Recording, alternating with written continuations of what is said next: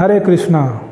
तो आज हम उस स्थान पर हैं जहाँ पर शिला प्रभुपाद जी ने अमेरिका जाने से पहले संघर्ष किया और यह स्थान है छिपीवाड़ा। तो मेरा बड़ा सौभाग्य है कि मैं आज इस स्थान पर आया हूँ और शिला प्रभुपाद जी की कृपा और उनका आशीर्वाद प्राप्त करने का सौभाग्य मुझे प्राप्त हो रहा है।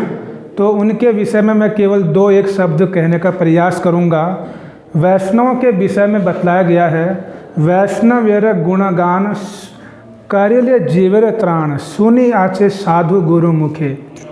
कि भगवान के भक्तों का यदि कोई गुणगान करता है तो उसमें हमारा ही कल्याण होता है। यद्यपि शिला प्रभुपाद जी मुक्त महापुरुष हैं, भगवान के श्रेष्ठ भक्त हैं, उनकी महिमा हम जैसे बद्ध जीव नहीं कर सकते हैं, तब भी गुरु और साधुओं ने, आचार्यों ने बतलाया है कि यदि हम जैसे तैसे भी भगवान के भक्तों का गुणगान करते हैं तो उसमें हमारा ही मंगल होता है। तो शिला प्रभुपाद जी के विषय में कौन नहीं जानता है। शिला प्रभुपाद जी ने पूरे विश्व में कृष्ण भक्ति के रंग में डुबो दिया पूरे विश्व को। शिला प्रभुपाद जी ने चैतन्य महाप्रभु की भविष्यवाणी को सत्य किया। यद्यपि गौड़ीय वैष्णव संप्रदाय में अनेक आचार्य हुए, लेकिन शिला प्रभुपाद एक ऐसे आचार्य हुए जिन्होंने श्री चैतन्य महाप्रभु की भविष्यवाणी को सत्य करके दिखाया। चैतन्य महाप्रभु की भविष्यवाणी थी, पृथ्वी ते आछे जात नगरादि ग्राम सर्वत्र प्रचार हैब मोर नाम। कि एक समय ऐसा आएगा जब पृथ्वी के नगर नगर गांव गांव में मेरे नाम का प्रचार होगा। ये चैतन्य महाप्रभु ने 500 वर्ष पहले ये वचन बोले थे, लेकिन चैतन्य महाप्रभु के उस भविष्यवाणी को इन महापुरुष ने, शिला प्रभुपाद जी ने सत्य करके दिखाया और मात्र 11 वर्ष के अंतराल में पूरे विश्व में 108 मंदिर खड़े कर दिए और 10,000 शिष्य बनाए, 100 से भी अधिक ग्रंथों का अनुवाद किया। अद्भुत कार्य, अद्भुत व्यक्तित्व और अद्भुत इनकी शक्ति। तो ये सामान्य व्यक्ति ऐसा नहीं कर सकता है, ये मुक्त महापुरुष ही ऐसा कर सकते हैं जो भगवान के धाम से इस जगत में आते हैं जीवों का कल्याण करने के लिए।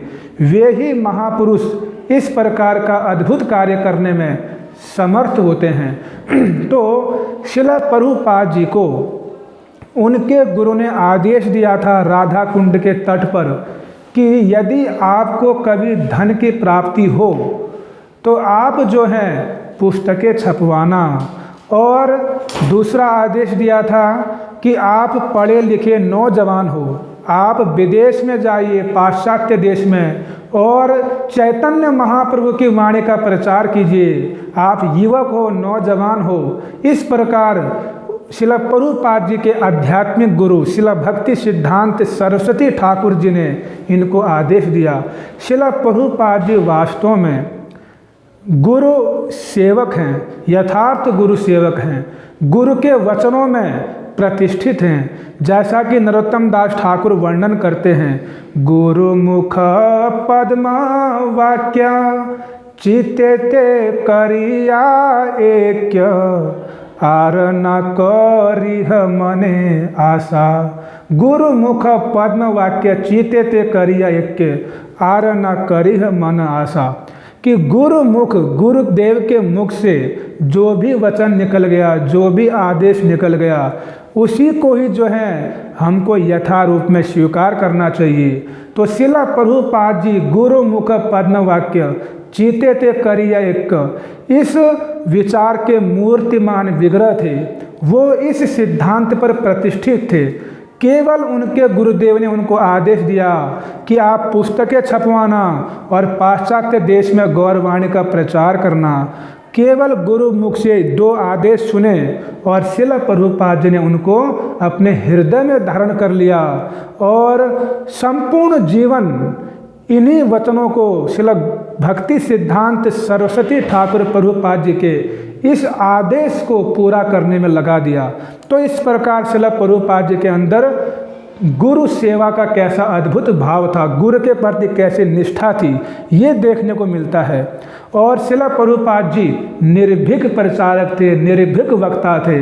गौड़ीय वैष्णव आचार्यों की यही विशेषता है कि वे निर्भीक होते हैं। एक साधु हमेशा सत्य को ही बोलता है। वह साधु वास्तविक साधु है जो सत्य वस्तु को प्रकट कर सकता है, जो सत्य वस्तु को बोलने में नहीं डरता है। तो इस प्रकार की घटना हम श्रील प्रभुपाद जी के जीवन में देखते हैं। श्रील प्रभुपाद जी एक समय लंदन में प्रचार कर रहे थे, तो लंदन में किसी पत्रकार ने श्रील प्रभुपाद जी से पूछा कि स्वामी जी आपको ये लंदन कैसा लग रहा है।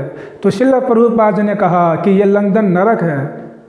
तो दूसरे देश में जाकर उस देश को, उस शहर को नरक कहना, इसके लिए बहुत साहस चाहिए। तो श्रील प्रभुपाद जी ने लंदन को नरक की तुलना की, लंदन की तुलना नरक से किया। तो इस प्रकार हम देखते हैं श्रील प्रभुपाद जी कितने निर्भीक वक्ता थे, कितने निर्भीक प्रचारक थे। श्रील प्रभुपाद जी के अनंत गुण हैं, अनंत महिमा है।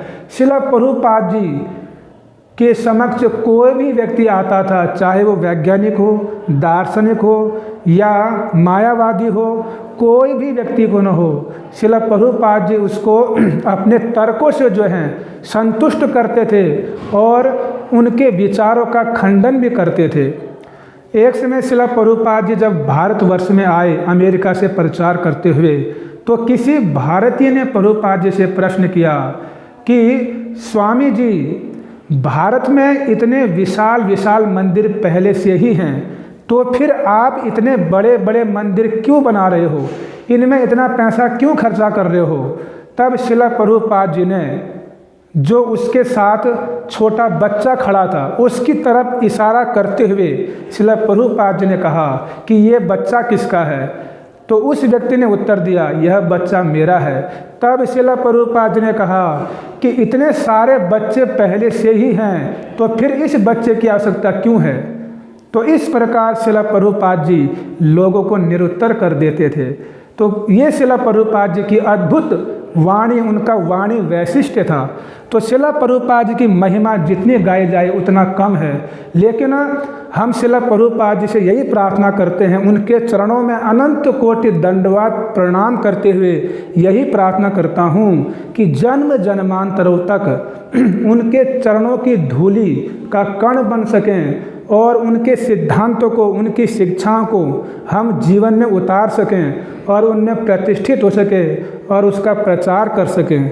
यही हम इस छिपीवाड़ा के अंतर्गत श्रील प्रभुपाद जी के जो निज कक्ष है, जहाँ पर उन्होंने साधन भजन किया, प्रचार के लिए सोचा, संघर्ष किया, उस स्थान पर आज मैं उनसे यही प्रार्थना करता हूँ कि चक्षुदान दिले जई जन्म जन्म प्रभु से दिव्य ज्ञान हृदय प्रकाशित, कि हम अब आप ही मेरे जन्म जन्म के प्रभु हैं। हे प्रभुपाद, मैं जितना भी इस संसार में जन्म लूँ, बस आपके चरणों का ही अनुगत्य प्राप्त करूं, आपकी परंपरा में ही आता रहूं, आपकी शिक्षाओं का ही प्रचार करता रहूं, आपकी शिक्षाओं को ही जो है जीवन में अपनाऊं। यही मैं श्रील प्रभुपाद जी के चरणों में प्रार्थना करता हूं। हरे कृष्णा।